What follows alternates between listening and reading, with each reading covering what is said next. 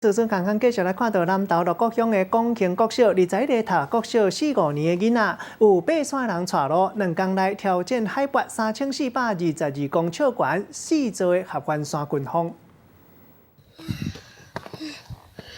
一粒仔皮喘片片排行李，一步一步一直扛起哩。因的目标干那一个，就是要征服咱台湾百岳之一的合欢群峰。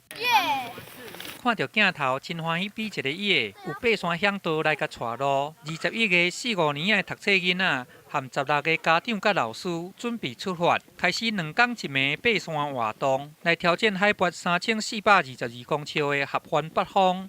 主峰、东峰，还有石门山，这群囡仔是对这个南投县鹿谷广兴国小来的。这几年，因学校拢真注重这个山野的教育，才造成这摆的活动，要让学生爱运动、爱台湾，嘛爱山林。学生每天大概要跑2到4公里的体能，所以我们每次要去爬山以后，经过长期的计划，从比较矮的山开始训练起。要爬上海拔3000公尺的山尖，是真无简单的代志。囡仔拢爱做好充足的准备。